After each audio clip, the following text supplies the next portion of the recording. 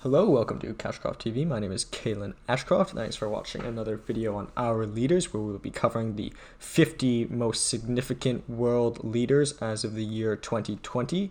Today we will be covering Muhyiddin Yassin, the Prime Minister of Malaysia, and Hsien Loong, the Prime Minister of Singapore. So without further ado, we will begin with Muhyiddin Yassin, firstly because he's slightly older, and also as our general rule of thumb, we will start with the one that is slightly bigger. However, both these two countries are pretty close in terms of GDP. However, they're quite drastically different in terms of population. As we'll see, Singapore has a pretty small population for the amount of GDP it has, and for its geographical area as well. So, without further ado, we shall begin with Muhyiddin Yassin, the Prime Minister of Malaysia. So Muhyiddin Yassin was born on the 13th of May 1947. He is the 8th and current Prime Minister of Malaysia in the Perikatan National, or the PN, ruling National Political Alliance, which he essentially formed, as we'll soon see. This political alliance is the amalgamation of the BN party, the Bersatu party, and the PAS parties, and he has been Prime Minister of Malaysia since March 1st of 2020, after he was sworn in by the king after the previous Prime Minister, who is actually a former ally of his, resigned. The 7th Prime Minister, Mahathir Mohamad, the one who resigned abruptly on the 24th of February, the king declared Muhyiddin Prime Minister at this point. King Yang di Pertuan Agong Abdullah of Pahang swore him into office on March 1st after a little bit of political unrest that is still actually somewhat going on till this day, that being July of 2020. So nonetheless, with respect to the early life of Muhyiddin, he was born in Muar, which is the capital of Muar district in Johor. It's the 4th largest city in Johor, with about 357,000 people. In 2017, it was rated one of the cleanest cities in Southeast Asia, so I guess a positive feature of the city. It is very a popular tourist destination. It's known for its great cuisine, as well as its coffee and its pre-war architecture. Its pre-war buildings are a popular tourist attraction. So perhaps, I guess, the takeaway here is that we might assume that Muhyiddin got at least interacted with many tourists, or many people coming from around the world, and at least got somewhat of a global perspective that maybe some other people in more rural regions might not have experienced. His father, Haji Muhammad Yassin bin Muhammad, was of Bugis descent, which is the 3rd most populous linguistic and ethnic group in Indonesia, as well as probably a similar proportion in Malaysia. And they're also the third largest population on the 3rd largest island in the whole of Indonesian region. However, it's also somewhat of a minority as well in Malaysia as well. Despite this, there's only 6 million people of this descent, where there are 36 million people in Malaysia, and even more in 267.7 million in Indonesia. But nonetheless, this somewhat of a minority, you could call them, have been quite successful in politics, where the 3rd Prime Minister of Indonesia was of this descent, as well as the 6th Prime Minister of Malaysia, the one prior to him, and as well as him himself. And as well, there are other pretty prominent political individuals of this descent. So despite being somewhat of an ethnic minority, it's at least not too much of a minority in terms of political sense. His father was an Islamic theologian and cleric based in Muar. So a little bit of background about Malaysia: about 61.3% of the population follows the religion of Islam. So obviously in the majority in that sense. And amongst the other religions, only 19.8% follow Buddhism, and a smaller minority follow Christianity at 9.2%. So it is not only the majority of people within the majority in terms of religion, but also for the minorities, it is a little bit more fractured. So I don't think Muhyiddin really felt like much of an outsider growing up. And as we'll see in his policies, I think he's very much considers himself to be amongst the majority of the nation. Similarly, and even to further that notion, his mother, Haja Kadijan, was of Malaysian and Javanese descent, which is the largest ethnic group in Malaysia. So even though his dad came from a somewhat of a pseudo minority in the country, he definitely did not feel like much of a minority growing up, and he still to this day definitely doesn't feel that, being somewhat of almost a nationalist on his own part.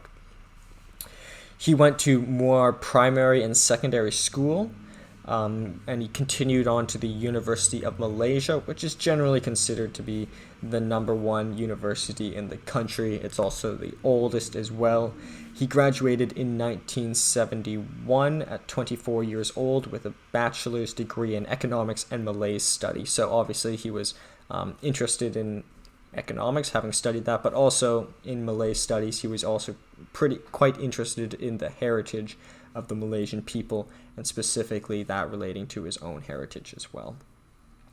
So perhaps another reason, not only is this university the top university in Malaysia, it's also located in Kuala Lumpur, which is the largest city and the capital of Malaysia. So obviously he at this point got a pretty good, at least somewhat of an international experience. It's an international city. He definitely got to associate with people who weren't necessarily born in Malaysia, and likely of different ethnic groups as well. So obviously a pretty a good education, not just from precisely his curriculum, but also through experience as well. In terms of his early career, so after graduation, he joined the Johor State Public Service as Assistant Secretary of Training and Scholarship. So Johor, as Muar, is located within Johor, and obviously as soon as he graduated, he wanted to go into politics. So I think one can conclude that he had these intentions pretty early on, and it was at least, if not his passion, it was the path of least resistance for him. In 1974, at 27 years old, he was appointed Assistant District Officer of Muar, so quite quickly climbing through the political ladder in the Muar province. Following this, however, he went from the civil sector within the government to the corporate sector, but still associated with the government, in the Johor State Economic Development Corporation, where he managed many of its subsidiaries, state-owned subsidiaries. The managed subsidiary companies like Segram Bohard as a managing director from 1974 to 1977, and simultaneously director of Equity Mall from 1974 to 1978, and as well of a notable mention as Human Resources Manager of SDN BHD in 1974. I mentioned this because one of the other leaders that we mentioned, or I had covered previously, Mark Rutte, the leader of the Netherlands, had a pretty strong career in human resources, particularly with Unilever, before entering into politics. So I think a lot of people probably discount the industry as of human resources, at least with respect to the political sphere. However, I think Muhyiddin and as well Mark Rutte show that the skill set one gets from human resources, especially the people skills, is obviously something that they managed to transfer into their political life. Albeit he was only there for 1 year, but I think it's important to note. Similarly, he was also a managing director of Sri Sojana Berhad from 1974 to 1978. So all of these positions seem to be simultaneous. They're all subsidiaries of the government-owned entities. So to what extent was it fully on merit that he got all these positions? I think it was quite quite through his own merit, because he had one of the best educations, which he pretty much earned for himself. And I think having proved himself in all of these positions, he slowly garnered more and more, and proved himself to be quite sophisticated in the private sector, albeit as a representative from the public. He proved himself to be quite strong in terms of business operations and finance and such, and particularly economics, where his undergraduate degree was from. Then he continued on back into civil politics, as it is described, and he joined the UMNO party he had joined the UMNO party in 1971, quite a bit earlier, and in 1976 he became youth chair, and later he ultimately becomes youth chief in 1987. I think this is important to note, as we'll see with Lee. I think both of these individuals put a lot of value on investing in the youth and gaining roles in terms of leadership of the youth, because ultimately those would be the people who would be voting for them. In 1978, he was elected as Member of Parliament for Pago, which is a suburb of Muar, where he was born.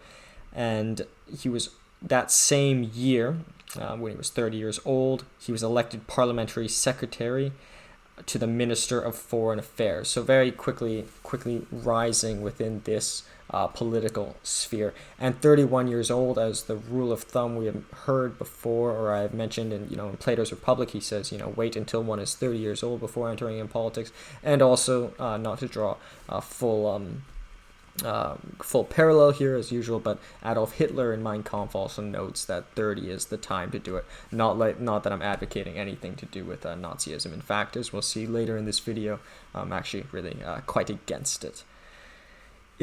Furthermore, he became Deputy Minister of the Federal Territories as well. Following that, he became Deputy Minister of Trade and Industry. In 1986, he became Mentari Besar of Johor, and he served that position until 1995, so for 9 years. And the Mentari Besar of Johor is basically the head of government in the province of Johor. So you could consider it to be like a provincial head of state, essentially. Following this, after he served 9 years in this role, he returned to federal politics, no longer at a provincial level, and in 1995, and was appointed that same year to Cabinet Minister of Youth and Sports. So once again, he very much, maybe it was the path of least resistance, or maybe he was planning this, garnering the respect of the youth and representing the youth in sports, in order to ultimately facilitate his coming to power. But then again, he was ultimately appointed rather than fully elected. But nonetheless, he definitely invested early on in his career in the young people of Malaysia. In 1999, after the general elections, he was appointed Minister of Domestic Trade and Consumer Affairs. So this is, I think, makes sense for him career-wise. He spent a lot of time in the representing private sector corporations, and as well he has an undergraduate degree in economics. So I think at this point he had not only had it on paper, his abilities in terms of economics, but also he had proved it through his career. In 2000, he became vice president of the UMNO party, and from 2004 to 2008, under Abdullah Ahmad Badawi, he was appointed Minister of Agriculture and Agro-based Industry. I think mostly, not necessarily because he had a very huge background in terms of agriculture, some of the subsidiary corporations he worked with, but however, he was just a pretty prudent economist, and he was suitable for the position. From 2008 to 2009, he became Minister of International Trade and Industry, once again emphasizing his ability in terms of trade and essentially government-related business operations. In 2008, he contested and won the Deputy Prime Minister and Minister of Education post, and was appointed by Najib Razak under Najib Razak's government in 2009. So once again, his commitment to education really clear here. one of the main things that he actually did here, and this is where his own politics really start coming out. I think it's customary of many of these leaders to kind of keep their head down and follow party lines until they get to a certain level in terms of political power to really start diverging. And this is exactly when he starts doing it in about 2009. So as Minister of Education, he ended the use of English as the median instruction language for sciences and mathematics in public schools. So as you can probably derive from this, they taught most of the sciences and mathematics at public schools in English, mostly because if they wanted to get careers globally, that would have been the most transferable. However, he got rid of this for largely nationalist reasons. He had the statement. There was the opposition advocated for Malaysia first, but he advocated for Malay first, which is a specific ethnic group within Malaysia, as we kind of saw with Modi, for example, where the Hindis were put in priority over anyone else, but particularly those who follow Islam. And this is where really his nationalist tendencies start to get clear. Here's a quote to emphasize this. Malay first rather than Malaysian first. There is nothing wrong with other races doing the same. For example, the Chinese could claim themselves to be Chinese first and Malaysian second, and the same for the Indians. So as he's probably deriving his philosophy from, he sees nationalist tendencies in China and in India, and he sees that Malaysia should do the same with respect particularly with the Malay majority. With this, though, he started to really upset many of the other leaders in the government, particularly the Prime Minister, Najib. So in 2015, during a mid-term reshuffle, he was dropped from his position, and he was actually the first incumbent to be removed. So obviously, he was Najib definitely wanted to get rid of Muhyiddin at this point, likely because of his nationalist tendencies coming under public scrutiny. And in 2016, he was expelled from the UMNO party. But in 2016, he started the protesting against the One Malaysia development scandal, where Najib, the prime minister, was accused of essentially funneling the equivalent of $607 billion US into obviously private pockets, and ultimately Najib had to step down. Muhyiddin had to step down for speaking out against Najib. But he stated that he never apologized, he never repented, as it was described. Najib wanted to get rid of Muhyiddin because, firstly, his nationalist tendencies, and he thought that he didn't represent a unified party that Najib hoped to achieve. And however, Muhyiddin stated that he would continue to speak out against such corruption. And that's where we get to our second quote here. I have to speak out because I'm very much a part of the party hierarchy, and I've received tremendous response from the grassroots who feel that I'm saying something right. So as we saw, his own political tendencies are coming clear, but also he's starting to really put his foot in the ground and speak out against the current incumbents.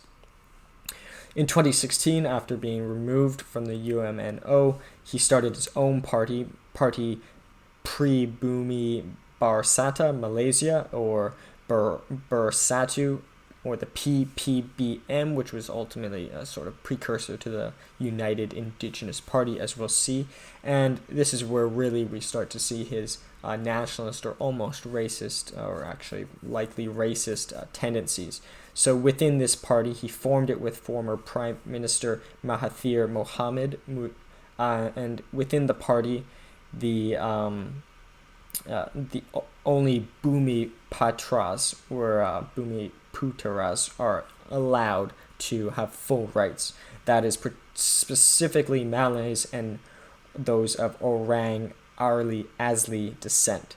Any other races as they are described, are not allowed to join. Well, they are allowed to join, but they are not allowed to vote in the party's election, and they are not even allowed to run within the election. So obviously a party that is clearly race-based, and something that we could perhaps even see parallels to the Nazi Party in Germany, where it was completely with a race-based agenda. And I think this is obviously something that is quite a bad thing to do. And I'll really elaborate this on this in the comparison with Lee at the end. But obviously a very bad thing. So in 2018, during the general elections, as Minister of Home Affairs, he was diagnosed with pancreatic cancer, and Prime Minister Mahathir took over his role. So Prime Minister Mahathir was always sort of loyal to Muhyiddin. Mahathir was the 7th Prime Minister, and as we'll see, he almost opens the gates for Muhyiddin. But nonetheless, a slight setback for Muhyiddin, and as we can see that even the strong have their suffering. And as we'll see, Lee also suffered from cancer on a couple occasions, so it happens to everyone, but nonetheless it was a minor setback in 2018. In 2020, the Bersatu and as well as the leader of the party, Mahathir, resigned from the Pakistan Harapan coalition. So within their party that he formed with Mahathir, the party Pribani Bersatu, Muhyiddin was the president of the party, Mahathir was the chairman, and Mahathir's son was the deputy president of the party. But nonetheless, Mahathir stepped down, and as well many other individuals from the coalition stepped down, basically it seemed as though to essentially topple the Malaysian government at the time.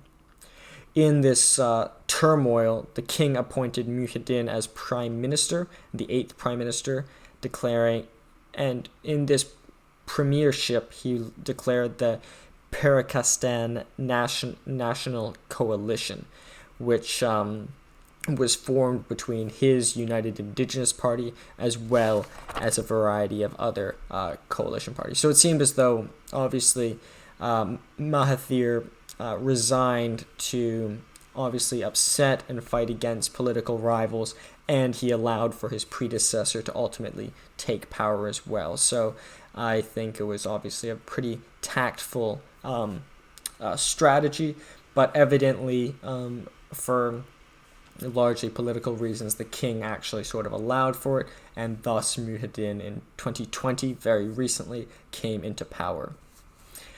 Therefore, as he was appointed by the king, he's actually the first person to be appointed to a position while holding both a parliamentary and state seat simultaneously. So he actually, you could say, he has some of the most relative power in Malaysian history. So yeah, that's pretty recent in 2020. In terms of his views, I think it's quite clear that he is quite, if not only a nationalist, but a bit of a racist. For example, he puts the Malaysian people before any minority in Malaysia. In fact, he even said Malay over Malaysia as a country. So the people, specific ethnic group before the whole country, is obviously a pretty bold statement, almost reminiscent to that of Nazism. He's noted for, he's obviously been very tied in with the powerful people. He was Mahathir, the 7th prime minister, pretty much set him up to become prime minister, and he obviously probably has pretty good relations, or at least leverage, on the king for having made himself become appointed. In terms of his personal life, he married a girl named Nuraini Abdul Rahman in 1972 when he was 25 years old, and he has 4 children with her who range from as old as today in 2020 44 years old to as young as 27 years old. So he has 4 children, so a variety of children over a pretty long span. So obviously he does have a pretty substantial personal life as well. So to move into the quotes, and then obviously I'll talk a bit more about his political philosophy and particularly how it contrasts that of Lee in the comparison. But nonetheless, to the third and final quote, my view is that this government should move forward, but in order to move forward, there's a need for very serious thinking by the leadership situation in the country. So obviously this is in light of a lot of the political unrest that is still going on in Malaysia, and I think we can expect some pretty substantial changes to be made within Malaysia, and I think particularly a trend towards nationalization and prioritization in certain ethnic groups. In terms of the population, 31.53 million, so a pretty dense population on an area of 329,847 kilometers squared, a population less than California and Canada, but on a pretty small geographical region, and it's very dense. It's got many large cities, and it's across a variety of islands as well. And the GDP is 358.6 billion, which is actually a pretty substantial figure. Some of these countries that we have compared in the past have, some of the, we now have centi-billionaires, so, 3 or 4 billionaires could combine to make some of these countries. This is a pretty big country. It would probably take 5 of the wealthiest people combined to be that of Malaysia. And I think in terms of political strength, they are even definitely hit above in terms of their weight in terms of GDP. In terms of symbols, up here is the Malaysian flag. In the top right is the symbol of his new United Indigenous Party. Down below is the flag of Johor Province. Down here is the crest of Malay University, the top in the country, and that which he attended. And at the bottom here with the 2 tigers is the symbol, is the symbol of the president of Muhyiddin, of the symbol of the prime minister of Malaysia. So without further ado, that is the life of Muhyiddin as we know it today. Obviously he's very recently into power, so we can expect we can expect a lot to come from this individual, and perhaps my first impressions may very much change throughout the course of his leadership. But nonetheless, we shall continue on to Lee Hsien Loong. So Lee Hsien Loong is a bit younger, born on the 10th of February 1952. He is a Singaporean politician and current Prime Minister of Singapore since 2004. He is the eldest son of the first Prime Minister of Singapore, Lee Kuan Yew, who was President of Singapore Prime Minister of Singapore from 1959 to 1990. So while Lee was a young boy, his father was Prime Minister of Singapore, which obviously garnered him certain privileges that obviously would help a young individual. But I think we can conclude, as we'll very much soon see, he's very much worthy of a lot of praise in his own right. He took the leadership of Secretary General of the People's Action Party, the PAP, in 2004 when the former Prime Minister stepped down, Goh Chok Tong, and essentially they switched roles and he became senior minister. It's almost like Lee was just pretty much being seasoned for his ultimate role as Prime Minister from a very young age, and ultimately when he was ready, he became the 3rd Prime Minister of Singapore, with only one individual between him and his father. Similarly, he continued to lead his party to victory in the 2006 elections, the 2011 elections, and the 2015 elections, and he has currently started his most recent term starting on January of 2016 in the 13th Parliament of Singapore. So, in terms of his early life, as mentioned, he is the eldest son of Lee Kuan Yew, the first Prime Minister of Singapore, and his mother is Kwan Geok Chu, who is actually a very prominent lawyer in Singapore and founder and partner of the law firm Lee and Lee. So obviously very respectable and intelligent in her own right. On his paternal grandfather's side, he is of Hokkien Hakka Nyonya descent, which is of Han or Chinese descent.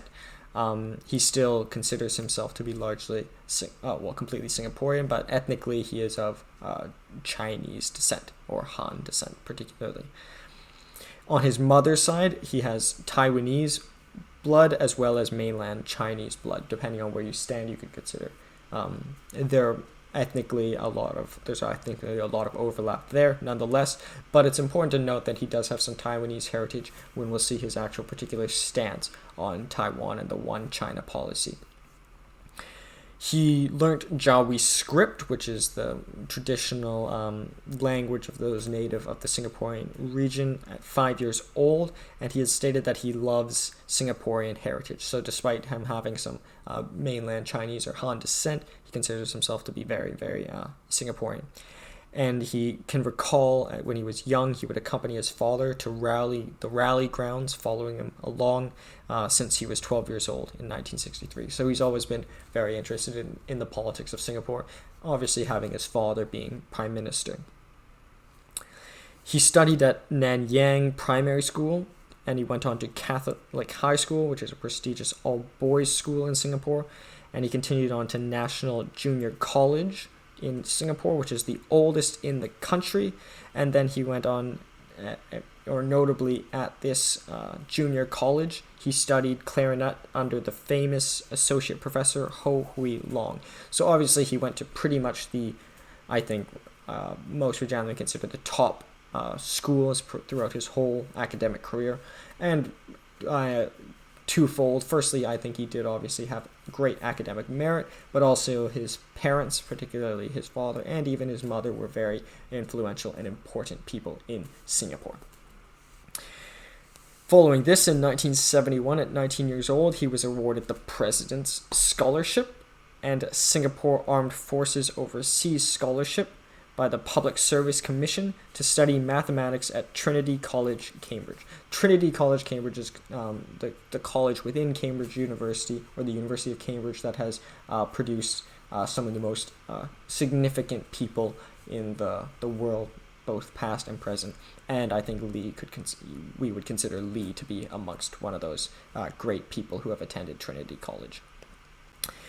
Nonetheless, though, at Trinity College, he wasn't just an average student whose father was prime minister who just got him in. He actually proved to be a fantastic student. At 21 years old, he received the Senior Wrangler position, which is awarded to the highest undergraduate marks in Cambridge mathematics. It has been described as the greatest intellectual achievement attainable in Britain. So obviously, you can say what you want about to what extent nepotism helped him get into the university, or to what extent it garnered him clout.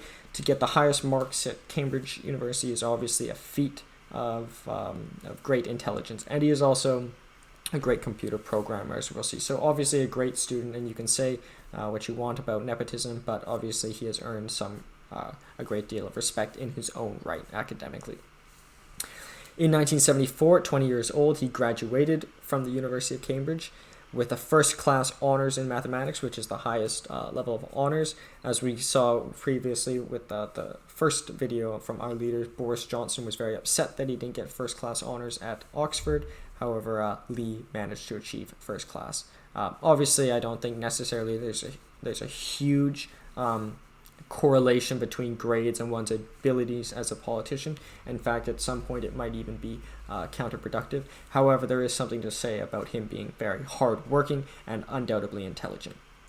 Similarly, having graduated at 22, he also received not only his honors bachelor's degree in mathematics, but also a diploma in computer science, which is now considered to be a master's in computer science, which in 1974, I think that shows a lot of foresight to predict the great revolution that we'd be seeing in not only computers, but soon to be the internet. So obviously his interest in computer science came from his interest in mathematics, but I think he had a lot of foresight in kind of predicting the right or one of the better fields to pursue. During this time, as is necessary of those of Singaporean heritage or Singaporean birth, he had to attend the Singapore Armed Forces, and likely, given his family, he probably no doubt had to attend the Singapore Armed Forces. So in 1971, simultaneously during his studies, he actually joined the Armed Forces, and in 1974, upon graduation from Cambridge, he became an officer. and he stayed there from 1974 to 1984 for 10 years until he was 32 years old. So spent a very long time in the Singaporean Armed Forces, or the SAF. In 1978, he attended the Kennedy School of Government at Harvard University, and he graduated in 1980 at 28 years old. So kind of simultaneously, obviously he was associated with the military, but he obviously was allowed to continue to study. And he has received an MPA, a Master's of Political Administration, from the Harvard Kennedy School of Government. That's actually where Pierre Elliott Trudeau, one of the former prime ministers of Canada, went there, as well as many other important individuals in terms of politics. Albeit Pierre Trudeau graduated, I think, in 1944, so quite substantially before, and it wasn't yet called the Kennedy School of Government at that point.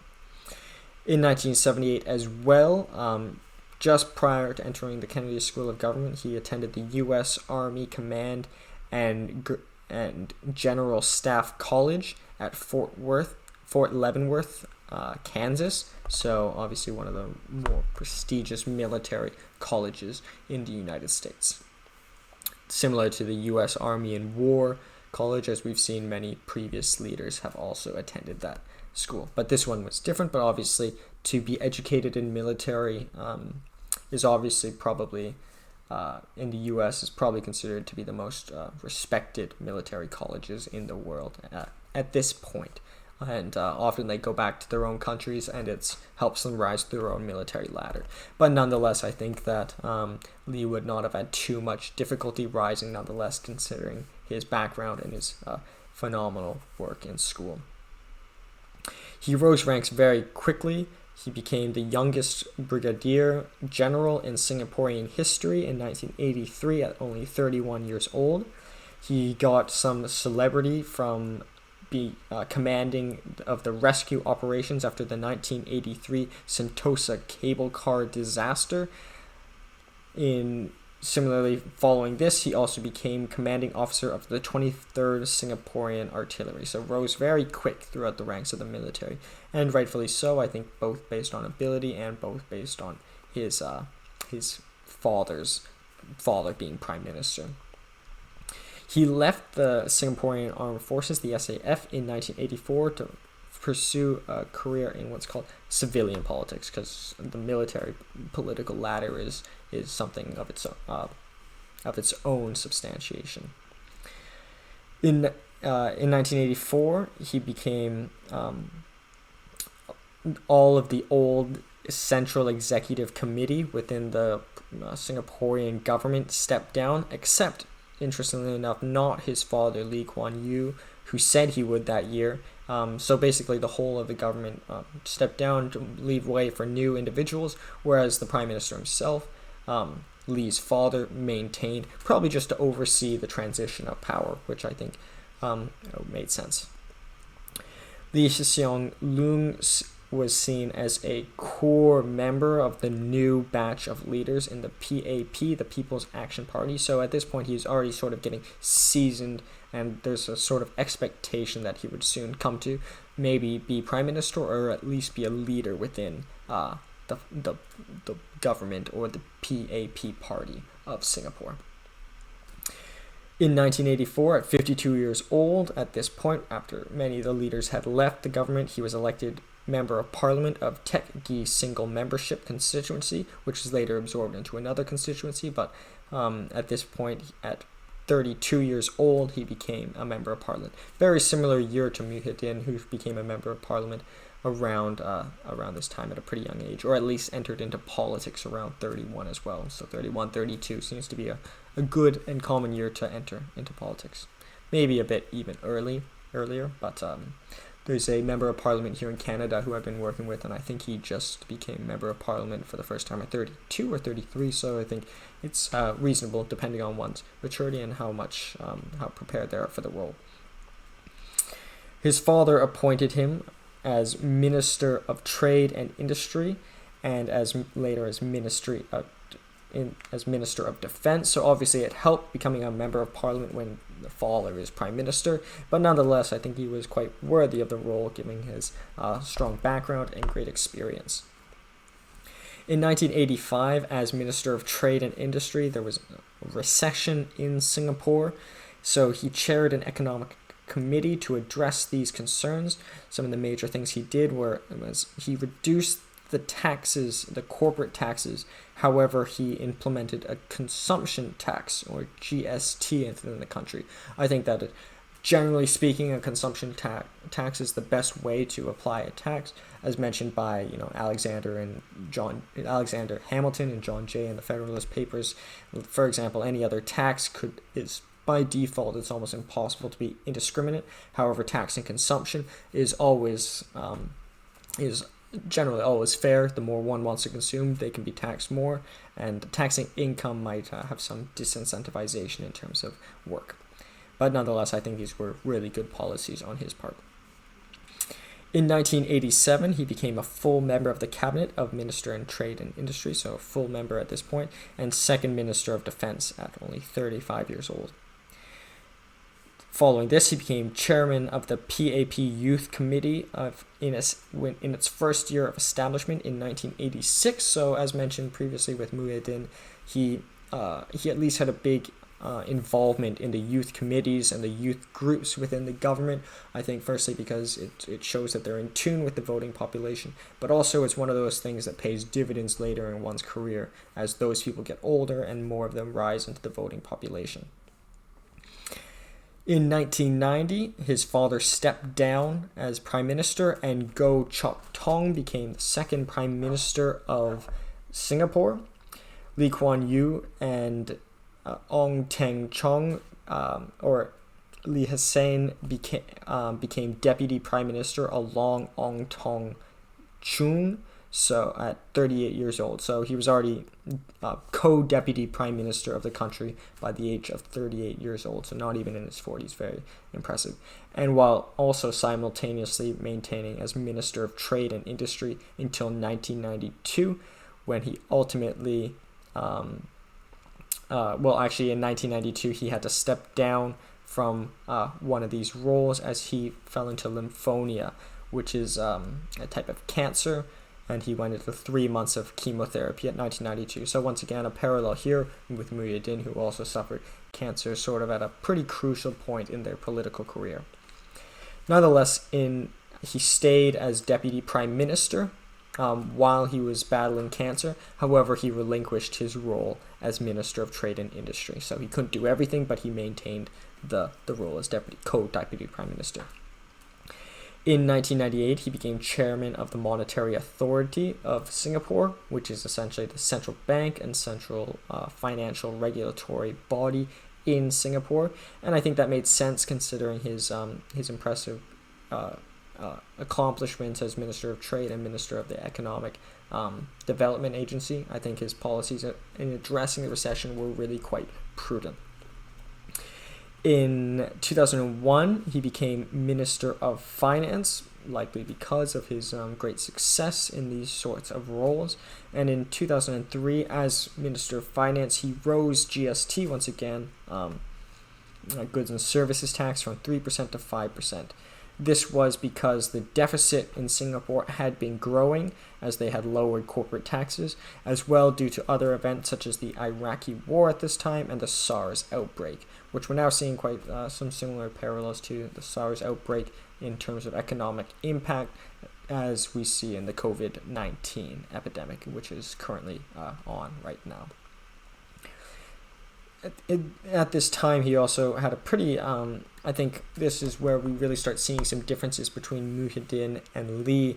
He implemented he made it so Singaporean citizenship was easier to attain, particularly for foreign-born children of Singaporean mothers. So if a Singaporean mother is off in another country and she has a child, they could get citizenship in Singapore. So Singapore naturally in its history has many nationalist tendencies, and it's very difficult to get citizenship in Singapore. However, he's been taking a step in terms of broadening the inclusion of the nation, which I think is a step in the right direction, and obviously deeply contrasts the policies of Muhyiddin, which is quite a bit more nationalist and exclusive. In 2004, he relinquished the role as chairman of the monetary authority or the central bank to give the position to the, at the time, Prime Minister Goh Chok Tong, and they essentially switched roles, and Lee became Prime Minister of Singapore, the third Prime Minister of Singapore, and second after his father. In terms of some of his policies as Prime Minister since this time, since 2004, one of his first national rallies, he implemented what's called the 5-day work week. It used to be in Singapore, they had a 5.5-day work week. On Saturdays, everyone had to work half day. So he actually cut this back to a 5-day work week, which is actually really quite, I think, an interesting policy. It's quite, I guess it's a little bit more on the left-leaning side, and obviously it does cut back from output, but not everyone adheres to it anyways. But it was a very interesting policy, and surprising considering he's a very, very hard worker, but he thinks he prescribes more to working hard rather than working long. So a very interesting policy, and got some criticism from it, but it was ultimately implemented in 2005. To address the declining birth rates, which is a particularly big issue in wealthier countries, and there's actually a clear correlation. The more wealthy a country comes, the more a birth rate tends to decline, and I think we're going to see this becoming a much bigger issue as more and more countries move out of the poverty line. I think we'll globally start seeing a declining population rate. So to address this, he has offered financial incentives to families that produce a fourth child, as well as he extended a 2-month paid maternity leave to mothers to make it easier and more financially wise to have a child. I think this is a very important issue, and I think this is going to be a growing issue in this century, particularly, and in the coming century. He got some criticism as he implemented 2 hotel casinos in Singapore. There's quite a big gambling problem in Singapore. Actually, kind of ironically, one of my good friends from Singapore, he's a real big gambler, and I think it's just because a lot of the people grew up with a lot of gambling close at hand, and obviously Lee got some criticism for making more casinos. However, he did make it so it prohibited minors from entering the casino, which is a good process, as well as he put an entrance fee of $100 or $2,000 a year for Singaporeans. Interestingly enough, I think foreigners can enter the casinos themselves, but the Singaporean citizens couldn't. So it's kind of strange in that he wants to protect the Singaporeans from getting addicted, whereas other people are allowed to come and gamble, which might be a little bit more of a nationalist thing. In 2006, he had a second successful election. He got some criticism as he launched this $2.6 billion progress package, where they redistributed this economic surplus, and some criticized him for just buying votes or a vote buying exercise, but nonetheless he won the election. So obviously I think people would respond to this, but I don't think people voted for him solely for the money. I think they voted for him for a variety of reasons, but I do think buying votes is obviously a bad thing directly. In terms of his China relations, he has very pro the China ASEAN free trade zone, where he had hoped to achieve $50 billion in increased economic trade between China and the ASEAN region. Obviously a free trade advocate, which I think is a very good thing. I think, as I'll get to in the comparison, either one is globalizing or one is nationalizing. I definitely think he's taking a step in the nationalization, as we also see with his interactions with the US, where he had a great relationship with Bush, Obama, and Trump, which I think is a very interesting thing to say for any politician. I think some tend to have good relationships, at least most recently, with Obama and not with Trump, or with Trump and not Obama. But this guy actually, Lee, actually got along with all of them, and I think that is, generally speaking, a good policy, unless obviously when one does something bad they should say something. But I think it's best to, as a policy, try to be as good in terms of relationships as possible. He has also advocated for a Trans-Pacific Partnership, which advocates for further free trade in across the Pacific region, which I think, once again, globalization is better than nationalization. and if we do not trend towards one, we will fall into the former, and the former deteriorates much into much worse things. But I'll get into that at the comparison, and that's kind of the key theme of this video. In terms of criticism, firstly, there's the criticism towards him with respect to nepotism. Being the son of the first Prime Minister of Singapore, obviously many would consider him to be unworthy of the position, but I think, at least in his defense, or at least in my view, I think he has really earned the role as Prime Minister. I think becoming the senior wrangler alone is something that's worthy of great praise. That doesn't mean a good mathematician obviously doesn't correlate to a good Prime Minister. However, I think his policies as a finance minister and as on the central bank, I think were really quite prudent, and I do think he is worthy. And I think the nepotism argument can be somewhat discounted. A similar parallel we could see is with the Prime Minister of Canada, Justin Trudeau, who is the son of Pierre Trudeau, who Pierre Trudeau is one of my, I speak very highly of. Many people think it's just nepotism that he has the role. Well, you can obviously say that, but it's better to judge him by his actions than instantly discount anyone whose father was successful. In terms of other criticism, he had a salary increase of 25% from 2008 to 2012 to $3.8 million. So this actually makes him the highest paid head of government in the world. So that is something that's probably worth criticism. It's a very wealthy country, especially on a per capita basis, but being the highest paid head of government in the world is obviously something that could be considered something of scrutiny. Better to probably be in the middle of the pack than to be on any end. In terms of his personal life, his first wife, Wong Ming Yang, was a Malaysian-born physician, and he married her in 1978 at 26 years old. Interesting enough, just to draw another parallel, his first wife was Malaysian, and we're comparing him with the leader of Malaysia, Muhyiddin, currently, which is kind of interesting. And he had his first daughter with her in 1981 when he was 29 years old, and in 1982 they had another son. However, 3 weeks later, Wong died of a heart attack, so his first wife died, which is obviously something of tragedy. So this individual, despite coming from a lot, he obviously has had his fair share of pain. He has had cancer. I saw this thing. David Cameron was getting a lot of. I saw this reporter went so far as to say to David Cameron, after David Cameron's son had died, that David Cameron had had so much privilege that having a dead son wasn't as bad. But no matter if someone is king of the world or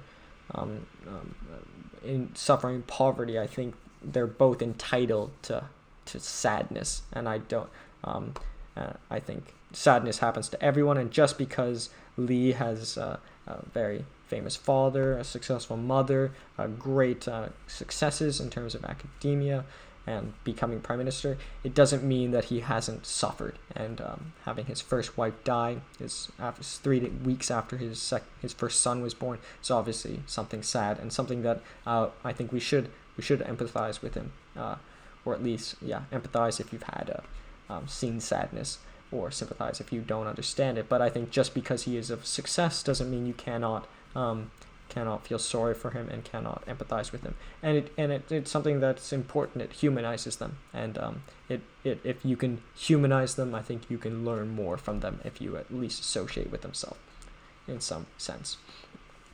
In 1985, at 33 years old, he married Ho Ching, who was a rising civil servant in the Singaporean political ladder. She is now the CEO of Temasek Holdings, which is a state-owned holding company, and he has had since 2 more sons with her.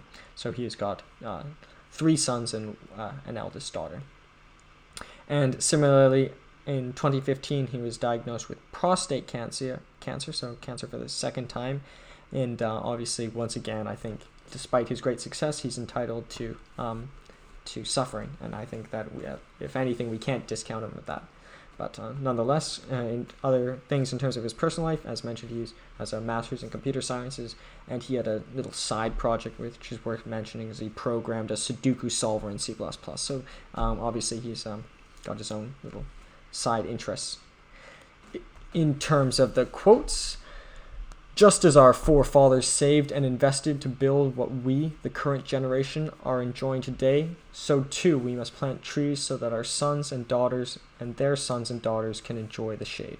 So firstly, I like the imagery shade. Singapore is quite a hot country, so I guess the shade. But I think it's also what this means is that he respects his own father, and he respects the forefathers, and respects the people who came before him, despite being a very open-minded and individual moving into computer sciences and a lot of the more modern issues. He really has a respect for his history and his past, and he doesn't hide from the responsibility that perhaps his father has given him. You need people who have their own views, whose views you respect, whom you can have a productive disagreement with, and work out ideas which you might not have come up with, or who improve on ideas you had. So I think this is nice because I think it's bad practice to only associate yourself with people you agree with. I think it's good to associate yourself with people you disagree with, and I think that's how one learns. And I think Lee has realized this. He's gotten to he's been internationally educated, and he's obviously come across many people who disagree with him, and I think that's what has facilitated some of his growth. And I think that's what justifies his globalist policies. As mentioned, he, in terms of China relations, he's pro-free trade, but he actually he supports the one China policy. Therefore, he does not consider Taiwan, or does not want to see Taiwan as it is becoming an independent state. Some say this is obviously discounting the sovereignty of the Taiwanese people, many of whom do want independence, but I think his perspective is coming from wanting to see a world more united rather than more divided. But so nonetheless, I think he disagrees with many people globally, but he still advocates for free trade and a world towards globalization rather than a world towards nationalism. That's the two quotes. In terms of population, much, much smaller than Malaysia, and much, much smaller than some of our larger countries such as India and China, which are magnitudes larger. A population of 5.639 million, pretty much all in the city of Singapore, and a GDP of 364.2 billion. So really quite large for a population of 5.639 million. And from that perspective, on a per capita basis, it's very high, and one might justify him being the highest paid head of government in the world. And an area of very small, 721.5 kilometers, not 1,000 kilometers, just 721 kilometers, so very small. In terms of the images, in the top right, we have the symbol of his private all-boys Catholic school. Down here, we have the symbol of Trinity College, Cambridge, that he attended, the Harvard Kennedy School of Government logo, and down here is the seal of the Prime Minister's Office of Singapore. So, with respect to their comparison, obviously they're both island states, so obviously some of the similar dynamics affect them, especially being close to some very powerful countries such as China and India. But I think, if anything, their differences are most clear, and that's really the point I want to drive home in this video and the general theme of this video. Despite them obviously having hardships, they represent two completely different worldviews. There's the globalist worldview and there's the nationalist worldview. Hsien Loong would like to see a world that is more united, even if there are disagreements. He advocates for free trade and acceptance of all people, garnering citizenship for a broader group of people within Singapore, whereas Muhyiddin Yassin is really quite the contrary. He wants to see the specific Malay ethnic group not only within Malaysia, but he wants to see a specific ethnic group rise above not only the other ethnic groups within the country, but within the other people within in the world. And I think these are two different worldviews that have come into prominence. Probably it's been throughout all of history, but recently, for example, Nazism is based on similar policies where one race is considered superior to others, whereas the new world philosophy, one of globalization, as we're seeing, for example, the European Union, I think is a very good thing. In fact, I think the problem with the European Union is it's not strong enough. As I alluded to before, Alexander Hamilton in the Federalist Papers, where he advocated why the United States should be the United States, not just a weak union between the many states, is that not a strong enough federal government will naturally deteriorate into anarchy. Just for example, one is more likely to love themselves than to love a family member, more likely to love a family member than a neighbor, more likely to love a neighbor than their member of parliament, more likely to love their member of parliament than the federal government. Not they must one must constantly enforce a global and larger ideal, and I think Hsien Loong is part of the new motion towards a more connected world. I don't think anytime soon we'll necessarily start seeing amalgamation of states, but I think it's people like him who are moving the world in the right direction. And Muhyiddin Yassin, not saying he's a bad person, but I think his ideas with respect to race and nationalization, as we can kind of see with other leaders such as Modi, who prioritizes Hindi people over those of other ethnic groups, is obviously something that is wrong. And I think part of this has to do with Hsien Loong is part of, he's very internationally educated, and he achieved success in his own right, and he sees beyond racism. Obviously, he was educated in Cambridge, and during that time, he actually was subjected to some racism at Cambridge University, but he rose to the top through merit, getting the Senior Wrangler Award, and he sees that it doesn't matter where someone is from or what they look like, but they should all work to become closer. So that is the two worlds of Muhyiddin Yassin and Hsien Loong, but also two world views, globalization and nationalization. Nationalization naturally will deteriorate into distinct groups and tribalism, whereas globalization, uniting, a process of bringing people together, will slowly break down barriers and ultimately, hopefully, avoid wars. So that is the life of Muhyiddin Yassin, the Prime Minister of Malaysia, and Hsien Loong, the Prime Minister of Singapore. Thanks so much. Bye.